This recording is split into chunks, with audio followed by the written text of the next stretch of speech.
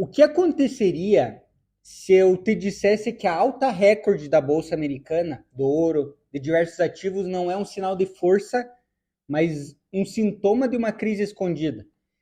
E se o que está mantendo o mercado de pé for justamente o que vai derrubar ele?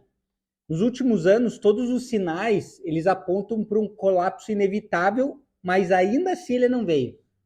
E a verdade é que existe um motivo para isso. É algo que falta para tudo começar a desandar. E é esse evento que a gente vai entender um pouco melhor hoje. Por qualquer métrica histórica, o mercado americano já deveria ter entrado em colapso. O indicador favorito do Warren Buffett, que é extremamente simples, mas efetivo para saber se o mercado está caro ou barato, ele compara o valor total das empresas listadas no S&P 500 com o PIB americano. Hoje, esse market cap das empresas está próximo de 66 trilhões, enquanto o PIB americano é 30 trilhões. Ou seja, a bolsa vale mais que 2 vezes o que o país produz por ano, 221% do PIB. Vamos entender historicamente como estavam esses valores em outras crises. Em 2008, na chamada grande crise financeira, esse indicador estava em 115%, enquanto em 1999, no auge da bolha.com, era 150%. O que a gente tem hoje é muito pior. Se fosse só esse número, o mercado já deveria ter estourado, mas não aconteceu. Pelo contrário, ele segue subindo, batendo recordes, enfim. O PL médio das maiores empresas do S&P 500 é de 59 vezes lucro. O que isso significa? Que os investidores hoje estão investindo $1 para ter seu retorno em 59 anos. Obviamente ninguém faz isso. Se você faz esse investimento, é porque você acredita que a empresa vai continuar crescendo, os lucros dela vão aumentar e você vai ter seu retorno em muito menos tempo. Mas, historicamente, o preço-lucro saudável gira entre 10 a 20. E se você for olhar empresas disruptivas de tecnologia, pode esticar para 30 e não 59.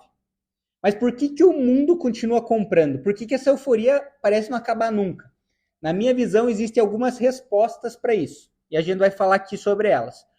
Uma das questões que eu já falei em outros vídeos, que é sobre os investimentos passivos que os 401k fazem. Resumidamente, os 401k são os fundos de aposentadoria dos americanos. Quando você não direciona aonde quer o teu dinheiro da tua aposentadoria, ele vai diretamente e automaticamente para ETFs, geralmente do S&P 500. Como é um fundo de aposentadoria de longo prazo, existem penalidades se você tira ele com antecedência. Então as pessoas evitam ao máximo tirar, só quando é uma necessidade urgentíssima. Outra resposta que mantém o mercado também artificialmente de pé são os gastos do governo americano. Também eu fiz um vídeo sobre isso. O governo arrecada cerca de 5 trilhões de dólares por ano, mas gasta 7 trilhões. Tem 2 trilhões em excessos, com dívidas roladas, títulos vencidos e uma liquidez que injeta sem fim. Esse dinheiro entra no sistema, passa por todos os lugares possíveis, se dissolve e parte dessa liquidez vai para o mercado de risco de ações. E é um ciclo que alimenta o próprio mercado. Quanto mais o governo gasta, mais o mercado sobe. Eu fiz até um vídeo muito específico sobre isso, que como funciona esse mecanismo, e eu vou deixar ele aqui nos cards para vocês. Outro motivo que eu vejo é que o mercado ainda não engasgou. O Tesouro Americano ele está direcionando os títulos que estão vencendo agora, rolando eles para curto prazo. Isso dá um fôlego extra para o mercado, principalmente o mercado de eurodólares. E o Fed também começou a ajudar os bancos, dando a entender que vai parar de tirar dinheiro do mercado e vai começar a voltar novamente a fazer o QE, que é o famoso Quantitative Easing. Enquanto esse mercado ele não engasga, a gente mantém o mesmo padrão. Porém, a gente já vê alguns níveis de flerte perigoso, que sugerem que a qualquer hora a gente pode entrar num pânico de mercado, principalmente com os bancos pequenos dando sinais de dívidas bilionárias e rombos dentro do seu balanço. Desde o fim da Segunda Guerra, os Estados Unidos eles comandam o sistema global, mas hoje esse domínio está sendo desafiado, principalmente pelo eixo China-Rússia. E para manter o controle, os Estados Unidos escolheram uma estratégia clara, que é gastar quanto for necessário para continuar no topo, mesmo que isso signifique se endividar até um limite e destruir o poder de compra da própria moeda internamente. A lógica ela é simples, adiar o colapso interno para vencer essa disputa global. Mas esse processo ele cria uma armadilha, né? Uma inflação estrutural que ele vai beneficiar as poucas pessoas que estão preparadas e empobrecer o resto da população. Os grandes investidores, na minha visão, já entenderam isso pelo caminho que eles estão traçando.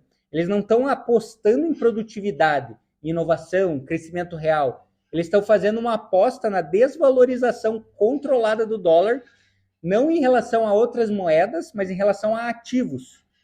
Se o dólar vale menos, o preço das empresas sobe, o preço do ouro sobe, o preço do Bitcoin sobe. E se você for falar de empresas, quando os preços sobem, os lucros nominais, o que acontece? Acabam aumentando também. Mesmo que o negócio não cresça em termos reais, ela cresce em termos nominais. E é interessante perceber isso. As ações sobem, mas o poder de compra real cai. O modelo que o sistema está inserido, ele força os investidores a acabarem migrando para ativos de risco, porque não existe outra alternativa segura com um rendimento decente. É o que lá fora, nos Estados Unidos, chamam de TINA, que significa There's no alternative, ou seja, não tem alternativa. O resultado é um tsunami de dinheiro que é empurrado o tempo inteiro para o mercado de ações, ano a ano. E se eu tivesse terminando o vídeo agora, provavelmente você pensaria, bom, os mercados não vão parar de subir por um bom tempo. Mas todo esse sistema, ele tem um efeito colateral, na minha visão, devastador, que é a desigualdade explodindo. Os 10% mais ricos dos Estados Unidos, ele detém uma quantia gigantesca de toda a riqueza financeira. Então, quem entendeu o mercado está se beneficiando dessa inflação, porque eles possuem ativos reais. E quem não investe, bom, está simplesmente sendo esmagado, porque só possui moeda. É um sistema que recompensa quem entende o jogo e pune quem não está dentro. E essa curva de desigualdade tem um limite. Chega uma hora que as pessoas não conseguem mais cortar gastos. Elas começam a precisar deixar de pagar algumas coisas ou se livrar delas. Isso já está se refletindo em financiamento de carros, de casas, pessoas procurando segundo emprego. Todas essas questões levam a gente a entender que a gente está na beira do caos nos Estados Unidos. E o crash não aconteceu justamente porque não chegamos num estresse suficiente nessas áreas. Mas a gente está no caminho. E quais os sinais que a gente precisa prestar mais atenção? Bom, os primeiros sinais foram adicionados essa semana, quando alguns bancos menores norte-americanos reportaram prejuízos bilionários. Os grandes bancos, eles não vão quebrar. Eles vão ajudar o sistema a se reerguer quando acontecer o crash. Porém, os pequenos bancos são os dos principais gatilhos do início dos problemas, porque eles sustentam boa parte do consumo dessa população em geral. E uma pessoa que sabe muito bem disso é o Warren Buffett. Por isso a Berkshire Hathaway, a empresa dele, está sentada em uma montanha de dinheiro, esperando o colapso acontecer. Ele sabe que esse ciclo não é sustentável no longo prazo. Então, quando o colapso vier, os preços vão cair, o pânico vai voltar e esse capital paciente que ele tem vai comprar tudo de volta com desconto. Ele já viveu isso mais de 5 vezes em toda a carreira dele. Então, a pergunta não é se o crash vai acontecer, é quando, porque ele sempre acontece. Claro que para o Warren Buffett, que possui mais de $1 trilhão sob custódia, ele não precisa apostar contra o mercado. Para ele é só ter caixa e esperar esse momento acontecer. Porém, para os investidores gerais, é uma das maiores oportunidades das últimas décadas. E o que eles têm que fazer? Apostar na volatilidade. O que eu quero dizer com isso? O mercado está de um jeito que ele, com certeza, ele não vai ficar morno. Ou ele vai continuar uma alta pujante por mais um tempo, até complicar mais ainda, ou ele vai cair e cair muito, muito rápido. Então você precisa estar nas duas pontas do mercado, na minha visão, que é conseguir surfar boa parte da alta que a gente está vendo, como as altas no ouro, no Bitcoin e em vários ativos da Bolsa, mas também está forrado de proteções na nossa carteira para que quando esse colapso vier e o pânico de mercado se alastrar, a gente consiga multiplicar o nosso patrimônio.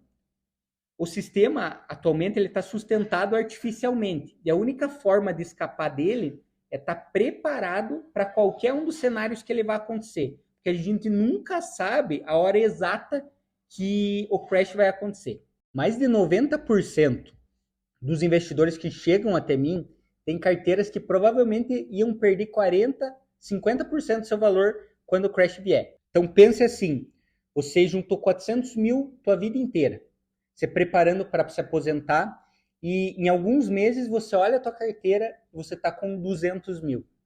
Meu desejo é que isso não aconteça com ninguém.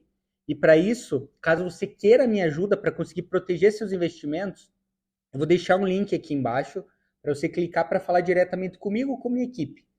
Eu vou deixar alguns vídeos aqui também para você como sugestão para você estudar mais. Nos vemos lá.